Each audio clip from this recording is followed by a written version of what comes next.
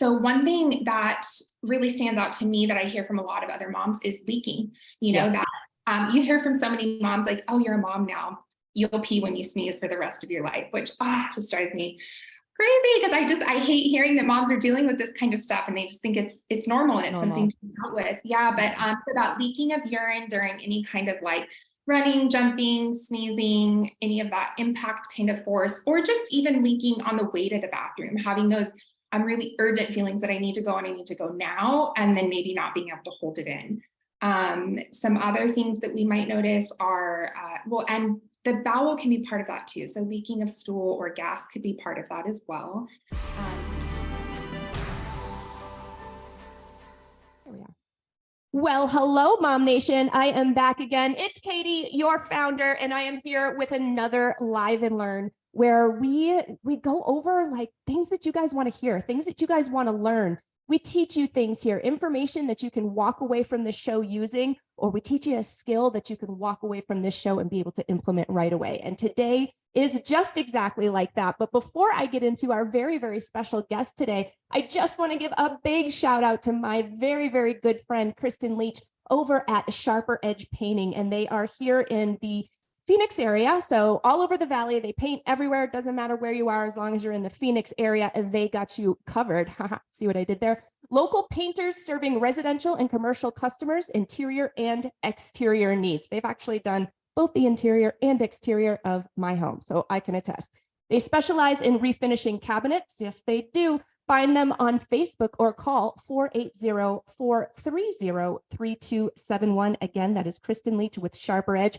Thank you, Kristen, and thank you, Samantha Darcy. Welcome to the show. How are you?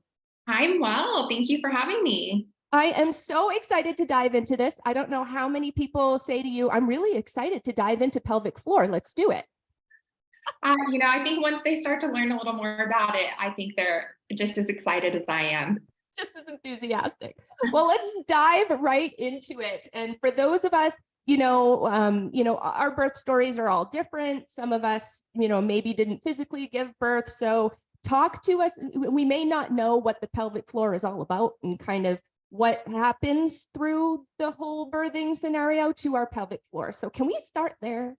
Yeah, absolutely. So I like to start with people by just getting an idea of where our pelvic floor is. So those of you listening, take your hands right now and just put them on your hips. Like you're doing that cocky cheerleader stance. That's the top of your pelvis. That's called the iliac crest. So that's the top of your pelvis. And if you roll your hands forward and find the pubic bone, it's the bone between your legs where the zipper in your jeans might start. That's the front of your pelvis. Okay. And then put your hands on your back. That's tailbone sacrum spot. Okay. Right where the crack in your bottom might start. And that is the back of your pelvis. Now just slide your hands right underneath your booty and sit on them. And you can feel those two bony prominences there. Yeah, those are your sit bones. They're called the ischial tuberosity for those of you that are anatomically inclined. That is the bottom of your pelvis. Okay, so just take an appreciation right now for where your pelvis is and how big it is. I mean, it's a really wide, expansive area at the bottom of your spine. So if we think about now with the pelvic floor, all of those points that you just touched, you can stop sitting on your hands now. All of those points that you just touched are points where the pelvic floor muscles attach. Okay, so from the back, that sacrum area to the front pubic bone is a U-like structure, like a sling, a hammock. And then from that sit bone to sit bone, they go side to side and kind of create an extra support. So the pelvic floor creates a basket really for your pelvic organs and kind of holds them, the pelvic organs up.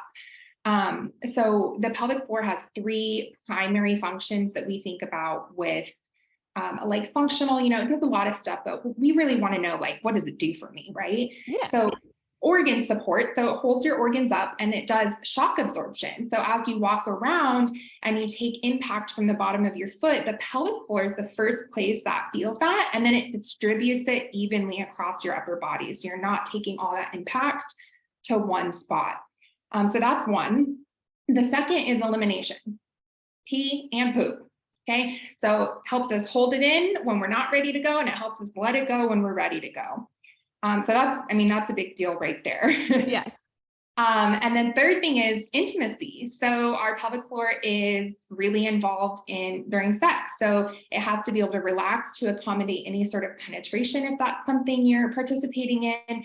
But more importantly, the pelvic floor, it has to contract and relax for orgasm. That's what an orgasm is. It contracts and it relaxes in a rhythmic fashion.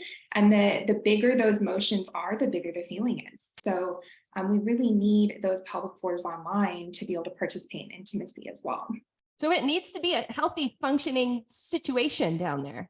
Yeah, absolutely. And you can imagine that, bringing it back to pregnancy and birthing, you can imagine that as that belly's growing and you have that big baby putting all kinds of pressure down on the pelvic floor.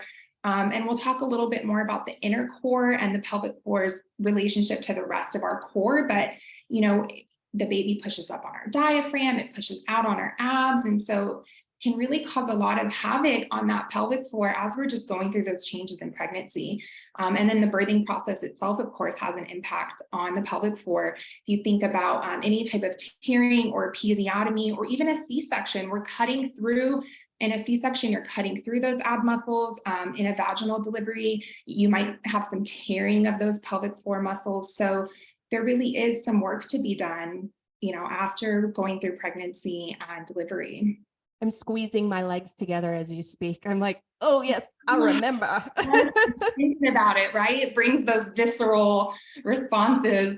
Yeah. So this is not something that you put on your little form that you filled out for me. So I apologize. But if we can just kind of go off on a quick little tangent, what kinds of symptoms would we be having or would we be experiencing if our pelvic floor is damaged? Yeah, absolutely. And that's a really great question. So one thing that really stands out to me that I hear from a lot of other moms is leaking. You hear from so many moms like, oh, you're a mom now. You'll pee when you sneeze for the rest of your life, which just drives me crazy because I hate hearing that moms are dealing with this kind of stuff and they just think it's normal and it's something to be dealt with. Yeah, but so that leaking of urine during any kind of like running, jumping, sneezing, any of that impact kind of force, or just even leaking on the way to the bathroom, having those really urgent feelings that I need to go and I need to go now, and then maybe not being able to hold it in. Some other things that we might notice are, and the bowel can be part of that too. So leaking of stool or gas could be part of that as well. Pain in the pelvic region, pressure in the pelvic region. Some women deal with prolapse where the organs maybe just aren't being supported the way that they need to be. And that can come with feelings of pressure or heaviness in the vagina. Some other pain during sex can be really common for a lot of women due to a variety of reasons. Those are the main ones that I really think about. And actually one that's not commonly associated with the pelvic floor is low back pain. Interesting. Mm-hmm. Yeah. And it's just because of the relationship of the pelvic floor and the core. And so when we have other muscle groups that kind of take over for the pelvic floor or other members of the core, they can cause a little extra strain in that area. So tell me a little bit about what you do. Do you help women overcome this? Yeah, so I'm an occupational therapist by training, which most people aren't familiar with occupational therapy. So I'll just do a quick introduction to that. Please do. Yeah, so an occupational therapist, we basically just help people do the things they want to do and need to do. Occupation, people think of work, but really it means things that occupy your time, right? So that could be work. It could be showering. It could be taking care of children or pets. It's really anything we need to do and want to do in life. And so occupational therapists use a whole person perspective to help people get back to doing those things. Gotcha. Yeah, so as an occupational therapist, we have a role in the pelvic floor using that whole person approach. So it's not just about those biomechanical, doing the exercises. And it's also about how the mental component comes into it and fitting things into our routine. Because often that's a really big barrier to an exercise program is that we don't feel like we have time or maybe other things are just a bigger priority right now. So I help women. Right now I'm focusing on helping women in the postpartum period. Eventually, I hope to add a pregnancy and birthing program as well. But right now I'm focusing on the postpartum period. And so I use that whole person approach to help women get back to a place where they're just feeling like they're participating fully in their lives as moms. They're running and jumping with their kids again. They're not wearing a panty liner to go to the park with their child, or, whatever else they might be dealing with. So there is hope, is what you're telling us. Yeah, absolutely. Definitely. These are all things that, we can work on and make, research shows huge improvements in these areas without surgery. Some women are having surgery for prolapse, but I was just reading a study yesterday that was talking about the great outcomes people are seeing without having surgery for that kind of thing. Oh, good. Because surgery can really set you back too. Like nobody wants to do that. You go under, you cut other things. It's like that, and then you have to recover from that.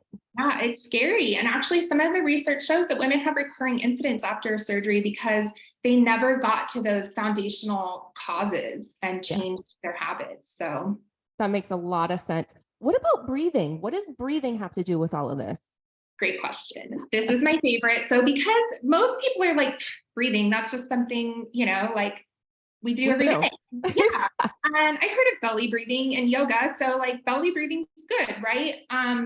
But really there's a lot more to it than that. And it's such a good place to start in getting your pelvic floor back online. So the first thing I want to say that you need to understand how the pelvic floor plays a role in breathing is that, our pelvic floor is like any other muscle in the body, and it needs to be able to contract and relax fully. I think we all know, we've all heard about Kegels in popular culture, and we think about Kegels as like, just tighten the pelvic floor and do it at the stoplight, do it in the shower and just tighten it, hold it. But we really want the pelvic floor to be able to relax fully. And so what that has to do with breathing is that the pelvic floor and our diaphragm are interconnected. We have something called our inner core, and that consists of the pelvic floor and the diaphragm, and then our transverse abdominis, which is a muscle. It's like a corset, an internal ab that wraps around our body like a corset.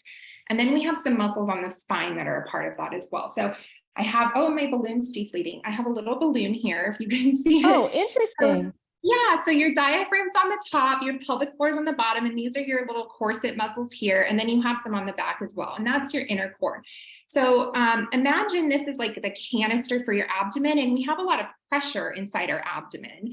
And so you can see the pressure in the balloon. So when you breathe and you take an inhale in, the diaphragm moves down and the pelvic floor moves down too.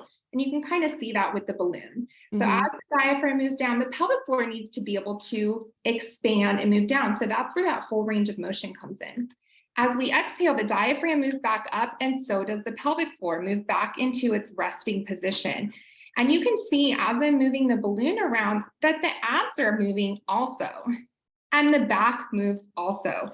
So when we're taking a deep breath in, we really want to think about getting a nice 360 expansion. So we call that 360 breathing. And I feel like a lot of people have heard of, belly breathing, take a belly breath. But when you're taking a belly breath, you're really sending all of that pressure right to the front, that's not good management of all that pressure inside the abdomen. We want to be able to distribute those forces through our whole abdomen, right?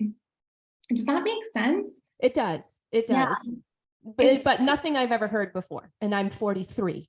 Yeah, I mean, it's amazing because you go to yoga classes or to exercise classes at the gym, and you hear about that belly breathing, and you don't want to breathe with those accessory muscles. You don't want those shallow breaths. You don't want that chest breathing, which is great. We don't want these muscles taking over. We really want the diaphragm doing its main role of breathing. Right. So I feel like it's great that people are out there really encouraging that deep breathing, but when we're encouraging the belly breath, we're adding to this discoordination of those inner core muscles, which can cause a lot of pressure down on the pelvic floor or on the front of the abdomen. And if you're a woman, I'm just going to say 100% of women at the time of birth have some form of ab separation in the front.